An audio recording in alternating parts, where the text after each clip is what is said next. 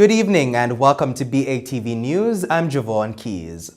Up to news time, members of the governing Jamaica Labour Party and the opposition People's National Party were locked in a much-anticipated meeting on national security. The meeting, which is taking place at the office of the Prime Minister, was rescheduled to this evening. It's expected that major issues surrounding national security, as well as alternatives to the expiring states of public emergency, will be discussed. The St. Catherine North state of emergency expired on New Year's Day, while the one in St. James expires in just a few hours at midnight tonight. When BATV News caught up with PNP General Secretary Julian Robinson late last week, he told us that the opposition will not be changing its position to reject the extension of the emergency powers. He said instead, they are willing to discuss other strategies to address the country's crime problem. Opposition spokesman on health, Dr. Dayton Campbell, is accusing the government of misreporting figures for the number of individuals who have died because of the current dengue outbreak. He says he's also criticizing the government for being reactive to the outbreak and not proactive. Dr. Campbell was addressing journalists at a press conference at the PNP headquarters today. Sashana Small was there. Last week, Minister of Health Dr. Christopher Tufton declared a dengue fever outbreak after the number of cases in December reached 123, surpassing the threshold of 96 cases. In addition, the health minister said the country has recorded 7 suspected cases of dengue-related deaths. But opposition spokesman on health Dr. Dayton Campbell is now saying that's not true. The minister has reported 7 deaths, but as a practicing physician, we would have gotten reports that there are more than 10 deaths. Bustamante Hospital for Children alone, we are told reliably that they have at least 8 deaths that have occurred in that facility. Dr. Campbell says based on the information that has been available to the Ministry of Health since last year, the number of dengue cases has been steadily increasing. The ministry noted that in 2017, there were 177 suspected or confirmed cases, while in November 17, 2018, there were 412 cases. That is a 130% increase based on the last year. By we got to the 14th of December 2018, we had gone to 570 cases. That is an increase of 158 cases over a 4-week period. He says Minister of Health Dr. Christopher Tufton knew that there is a 2-year cycle for dengue outbreaks. So why wait till now to declare an outbreak despite the information that is there? We must then ask if the minister knew this. Why wait despite seeing a 130% increase by November 17 and an over 300% increase by the 14th of December? CARPA in May put out an advisory that the Caribbean should brace for a dengue outbreak due to an upsurge in the Latin America. He's therefore criticizing the government for not being more proactive. Armed with this information, why would the Minister of Health not be proactive and declare that we are having a crisis, even if the epidemiological criteria to term it an outbreak was not met? In the meantime, Dr. Campbell says the government needs to intensify its public education campaign so Jamaicans can better understand what's happening. The ministry needs to do proper testing. The ministry needs to tell us where are the hotspots. You have said 2 parishes. We need more concentrated information than that, right? He needs to come to the country and speak to them about the things that, and remember, you would tell me this because you do communication. The communication is not only what is said, it's what is understood. And I'm saying to you, if you go out there and you ask the people if they have been communicated to fully about it, they will answer your question. All we are asking of is for a proper education program. For BATV News, I'm Sashana Small. Meanwhile, opposition spokesman on science and technology Julian Robinson wants the government to make public the qualifications and experience that led to former Jamaica Labour Party parliamentary candidate and a current member of the JLP's Central Executive Daniel Dawes being hired as the new Chief Executive Officer of the Universal Service Fund, USF. Here's more. The Universal Service Fund, USF, has been in the spotlight recently. This after the board overlooked many qualified individuals and then hired the daughter of former Jamaica Labour Party candidate for St. Catherine East Central, Camille Buchanan, who was deemed unqualified. The board was accused of cronyism, nepotism, and corruption. It is because of this why the opposition spokesman on science and technology, Julian Robinson, wants the USF board to tell Jamaicans why Daniel Dawes was hired. The post was advertised. Mr. Dawes has been selected. I understand he has been working for about 2 weeks now, even though no official announcement has been made. And I'd like to know the profile of the persons who applied for the post, a summary of their job experiences and their academic qualifications, the process that was used to shortlist the persons, and the committee that was involved in the shortlisting of the persons, and then the scoring and the ranking of those persons who were shortlisted to determine the basis on which Mr. Dawes was hired.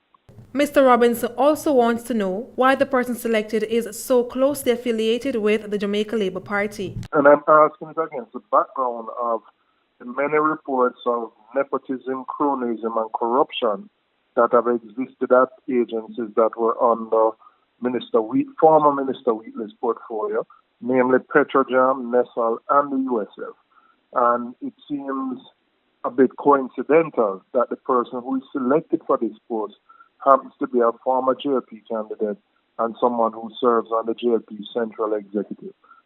However, he notes that he's not against people with public political affiliations being selected for these posts as long as they're qualified. My issue is not with the person's political affiliation, because that can be a bar for a person serving. However, it must be demonstrated that the process by which he was employed was a fair and transparent process, and that he has the qualifications necessary to perform in this job. And I think in the interest of transparency and good governance, and given all the issues that we have had to deal with at the entities under former Minister Wheatley's portfolio, that this information be made public so that we can have confidence in the integrity of the operations of these entities. For BATV News, I'm Shoshana Small. In the meantime, Prime Minister Andrew Holness was brought up to speed today by the boards of the Urban Development Corporation UDC and the St. Anne Development Company SATCO on the audit report into the operations of the Duns River Falls attraction in St. Anne. After the meeting, the Office of the Prime Minister released a statement saying that Prime Minister Holness urged the boards to move with alacrity to ensure meaningful action is taken. Mr. Holness said there will be no cover-up on this matter. He noted that the findings revealed that corruption is not always at the governance level, but sometimes it's corruption at the management level and the line staff. However, he added that whatever it is, the government is responsible. And when we come back, the trade deficit continues to grow despite increases in export. This and more after the break.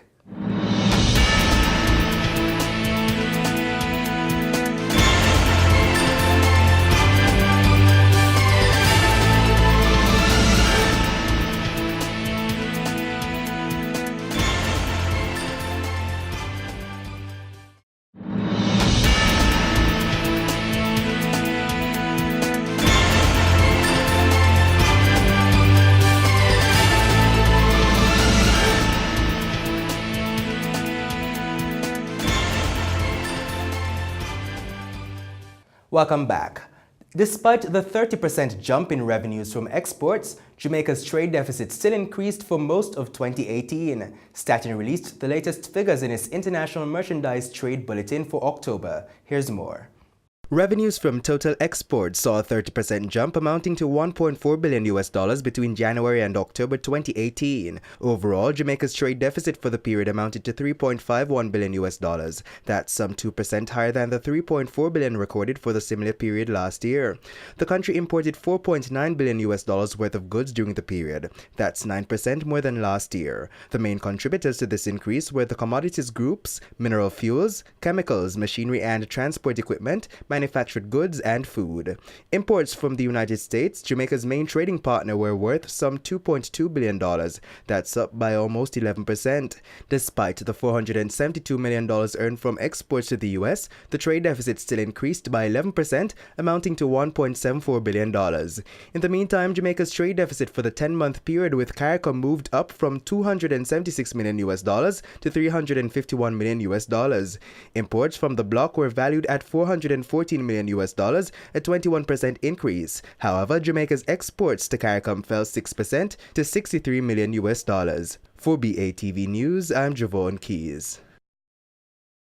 Chairman of the Jamaica Coffee Exporters Association, JCEA, Norman Grant, says the organization is seeking support to impose a cess on imported coffee. Mr. Grant says the revenue from the cess will be used to promote and expand the country's existing coffee industry. Jamila Maitland reports.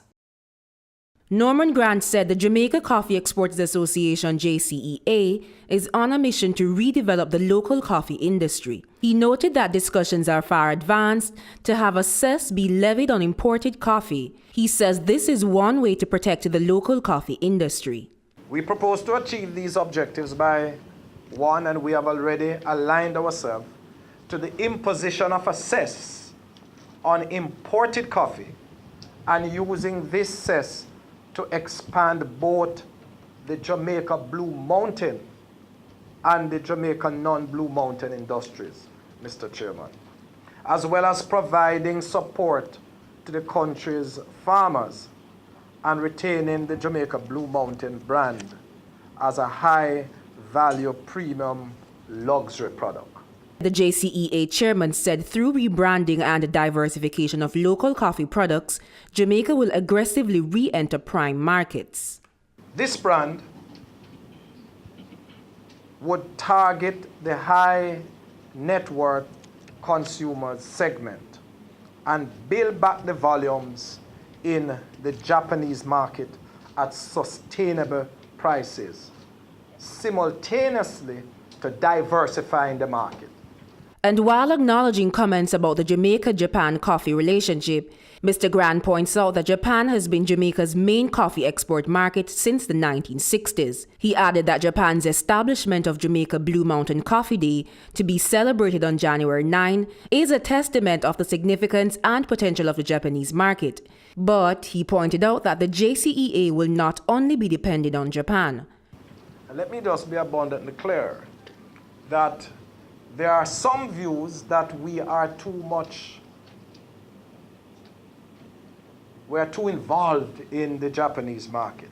And my view is that the Japanese market is a mature market. It is there. What we need to do is to refresh the brand and to get more Japanese to consume more coffee. But we should also engage in a process to diversify our markets. For BATV News, I'm Jamila Maitland.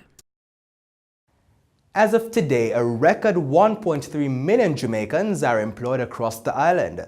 That's according to Minister of Finance and the Public Service, Dr. Nigel Clark. He says despite the negative perceptions about the local economy, the island is in a good place with its highest employment levels ever.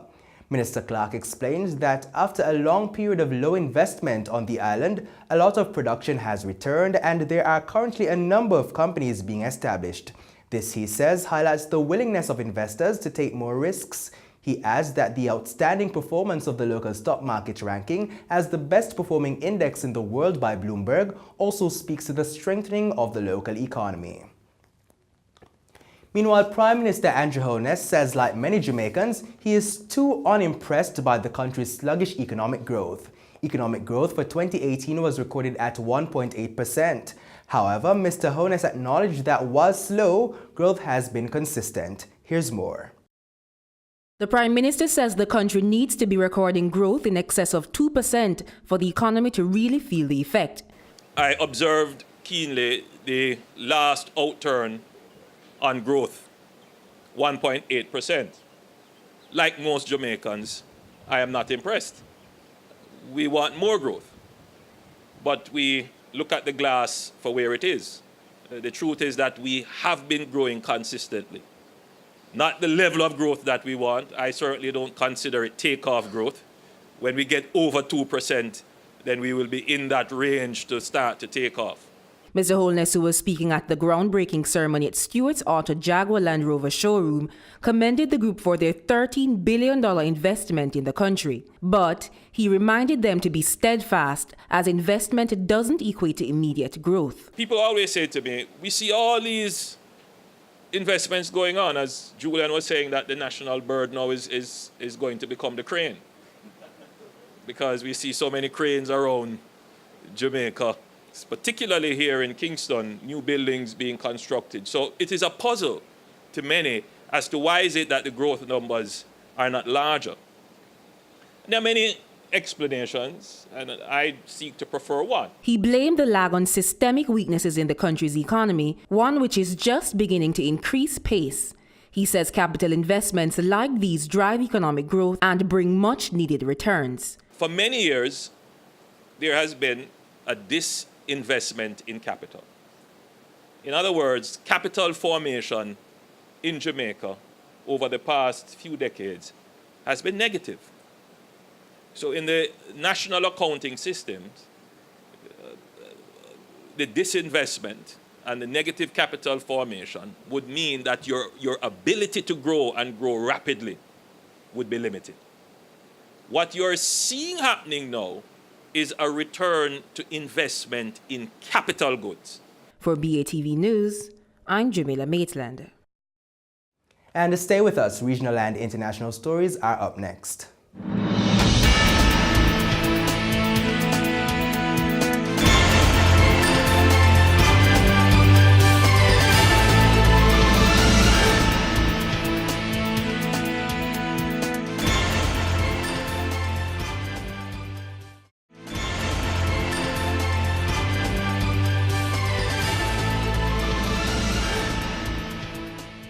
Welcome back. Time now for regional and international news.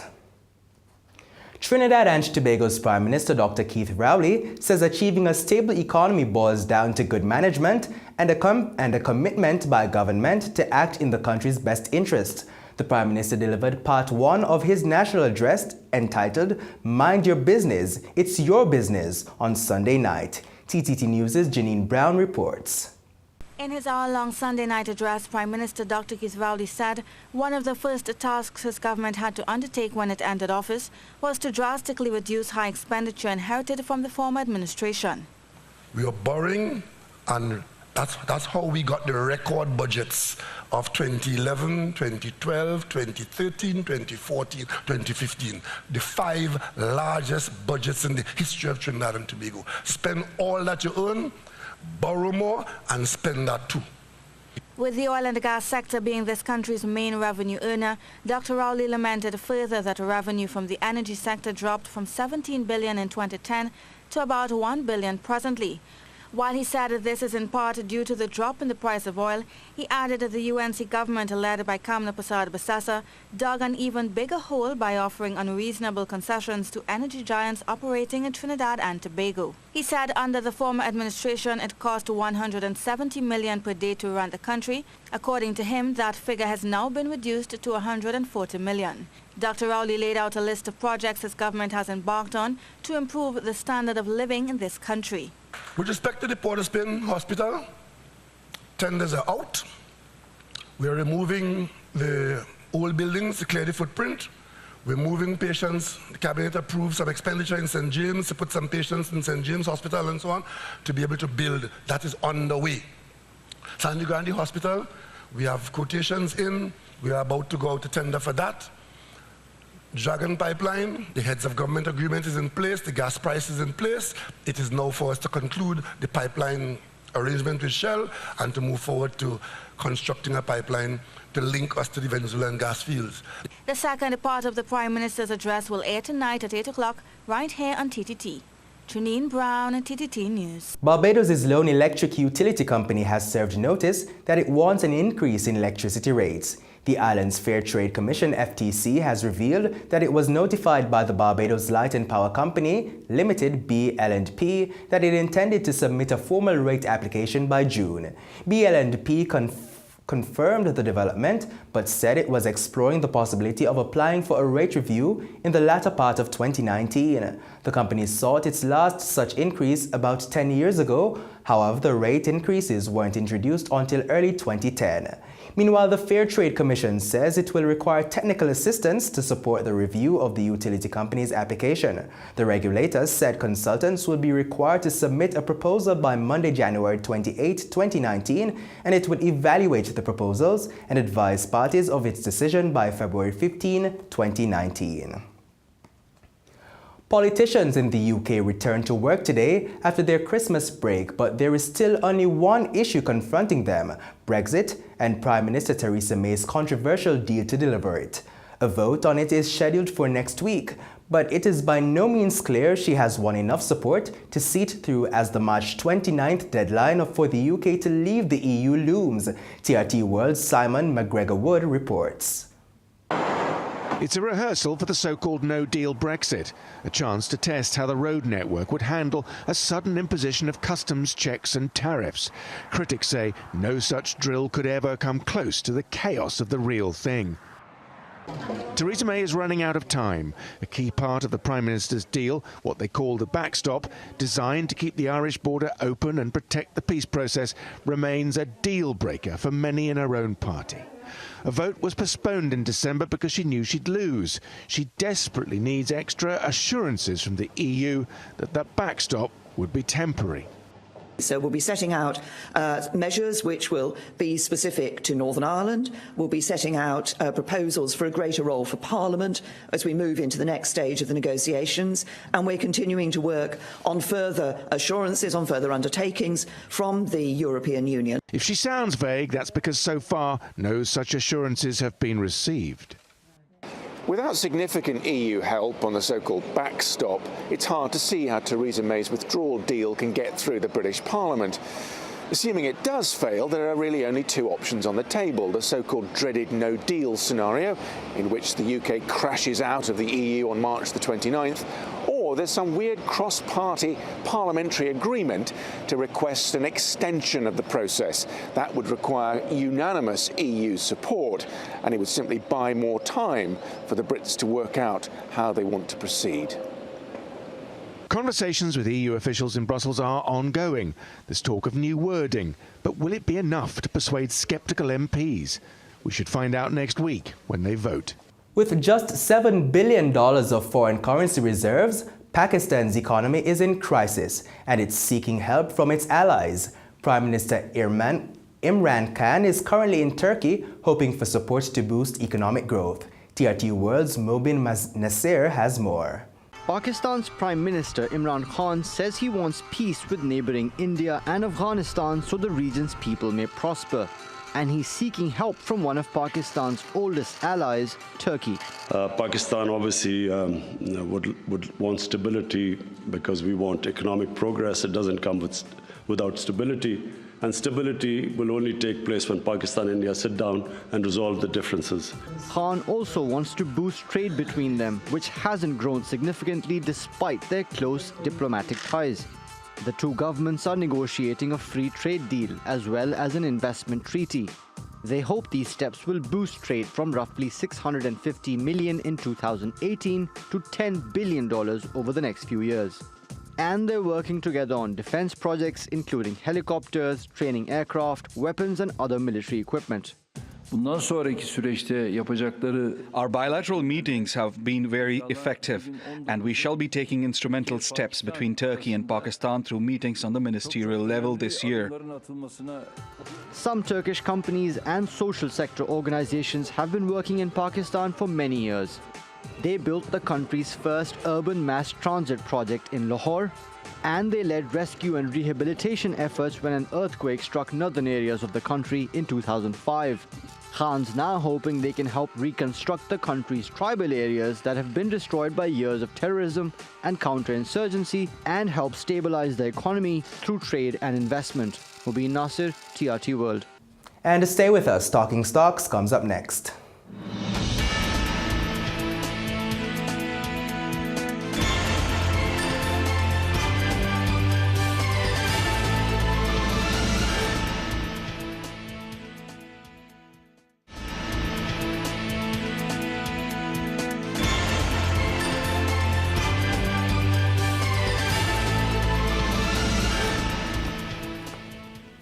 Welcome back. Time now for Talking Stocks. 56 stocks traded today, of which 22 advanced, 25 declined, and 9 traded firm.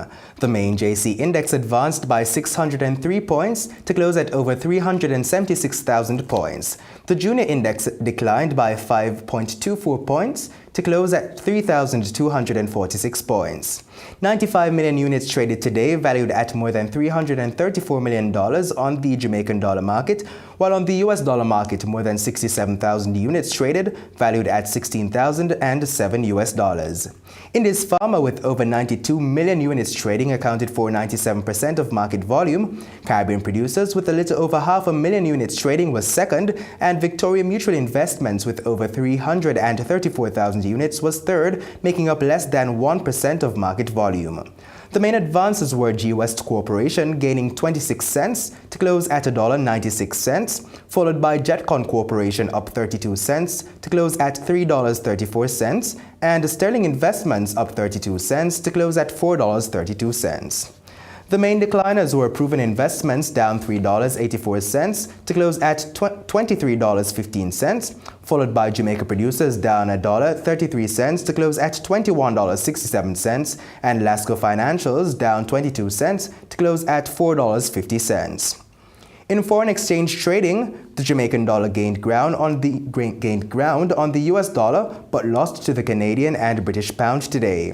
The US dollar ended the day selling for $129.05, losing 3 cents to the Jamaican. The Canadian dollar sold for $97.87, gaining $2.83 on the Jamaican, and the British pound ended the day selling for $162.76, a 17 cents gain on the Jamaican. And that's the news. But before we go, a recap of our top story. Up to news time, members of the governing Jamaica Labour Party and the opposition People's National Party were locked in a much-anticipated meeting on national security. Thanks for watching. For more content, please visit our website at batvja.com and follow us on social media. I'm Javon Keys. Pleasant viewing.